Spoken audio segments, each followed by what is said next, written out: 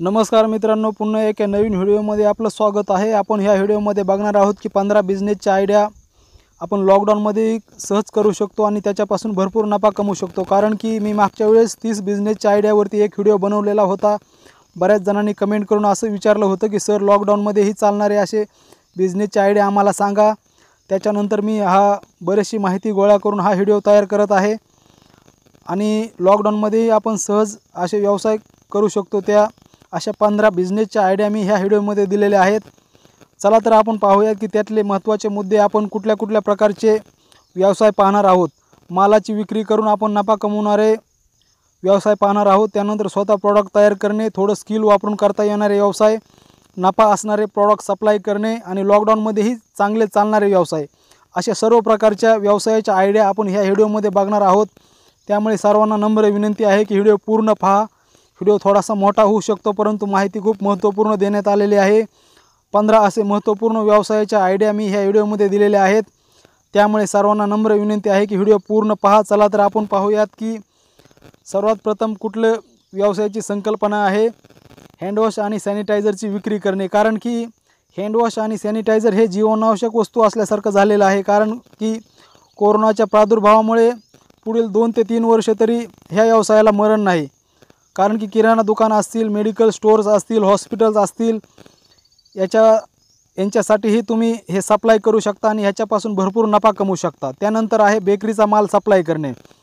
बेकरीचं product हे जीवनावश्यक वस्तूमध्ये असल्यामुळे ते आपण लॉकडाऊनमध्येही सहज करू शकतो। याची स्वतः आपण प्रोडक्शन तयार करून माल सप्लाय करू शकतो किंवा होलसेलमध्ये माल आणून तो किरकोळ भावामध्ये विकू शकतो। याच्यामध्येही भरपूर नफा आहे मित्रांनो। हा व्यवसाय ही लॉकडाऊनमध्ये सहज करू शकता। त्यानंतर आहे मिरची आणि कोथिंबीर सप्लाय करणे। हेही जीवनावश्यक असल्यामुळे हॉटेल व्यावसायिक असतील, छोटी बाजारपेठ असेल, तिथंही तुम्ही हे विकू शकता होलसेल भावामध्ये घेऊन, किंवा याची किरकोळ विक्रीही करू शकता। याचा स्टॉल असेल तुमचं, स्टॉलवरतीही तुम्ही विक्री करू शकता याची, आणि याच्यामध्येही भरपूर नफा आहे मित्रांनो। कारण लॉकडाऊनमध्ये हे भरपूर चाललेलं प्रॉडक्ट आहे, मिरची आणि कोथिंबीर।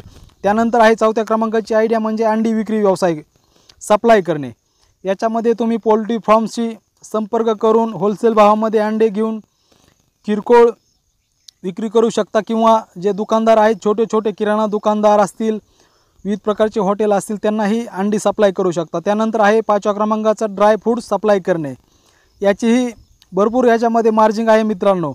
कारण की होलसेल भावामध्ये ड्राय फ्रूट आणून हॉटेल व्यावसायिक असतील किंवा छोटे किराणा दुकानदार असतील, त्यांनाही तुम्ही ड्राय फ्रूट सप्लाय करू शकता आणि याच्यापासून भरपूर नफा कमवू शकता। त्यानंतर आहे कटलरी व्यवसाय स्टोर्स।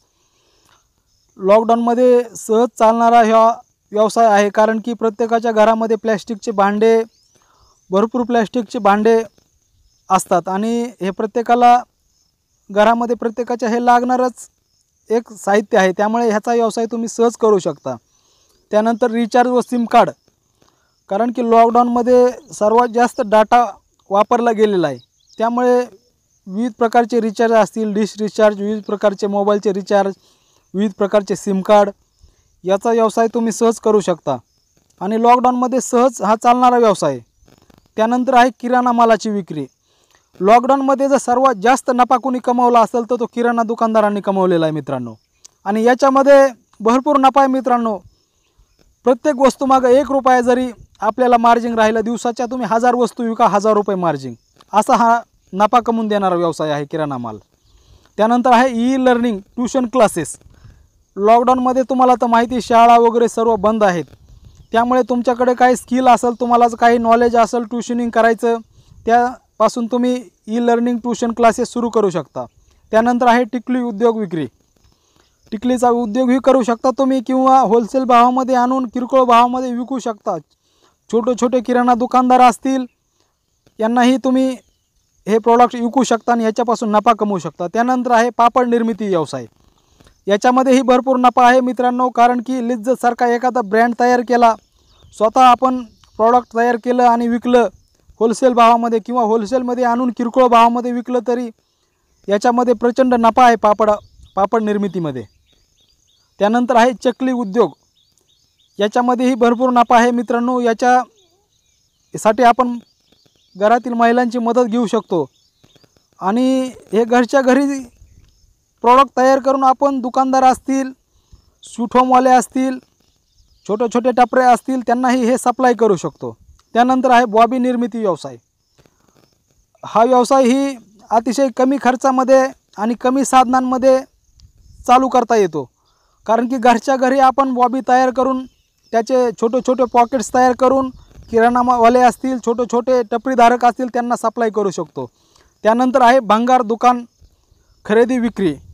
मित्रांनो, हे संकल्पना ऐकून तुम्ही आश्चर्यचकित होऊ नका, परंतु लॉकडाऊनमध्येही हा व्यवसाय भरपूर तेजीमध्ये आहे. कारण की लॉकडाऊनमध्ये लोकांना काम नाही, लोक आपल्या घरातील जे भंगार सामान आहेत ते विकायला काढलेले आहे बऱ्याच लोकांनी, त्यापासूनही तुम्ही भरपूर नफा कमवू शकता. त्यानंतर आहे 15वा बिझनेसची आयडिया म्हणजे पशुखाद्य निर्मिती व्यवसाय. हे तुम्ही होलसेलमध्ये पशुखाद्य आणून विकू शकता किंवा याची स्वतः निर्मिती करू शकता. याच्यामध्येही भरपूर नफा आहे. त्यासाठी तुम्हाला संबंधित जिल्हा उद्योग केंद्राशी संपर्क साधावा लागेल. याच्यातील काही अशा बिझनेसच्या काही आयडिया आहेत की त्या तुम्ही जिल्हा उद्योग केंद्राशी संपर्क साधून याची अधिक माहिती घेऊ शकता. मी याचा भाग 2 बनवलेला आहे. तुम्हाला हा व्हिडिओ नक्कीच आवडला असेल तर ह्याला लाईक करा, नसेल आवडला तर डिसलाईक करा. आणि तुम्ही ह्या चॅनलवरती नवीन असाल तर ह्या चॅनलला सबस्क्राईब करा, बेल आयकन दाबून ऑलवरती क्लिक करा, जेणेकरून अशा सर्व प्रकारच्या व्हिडिओच्या नोटिफिकेशन्स तुम्हाला वेळेवरती मिळत राहतील. धन्यवाद मित्रांनो, थँक्यू.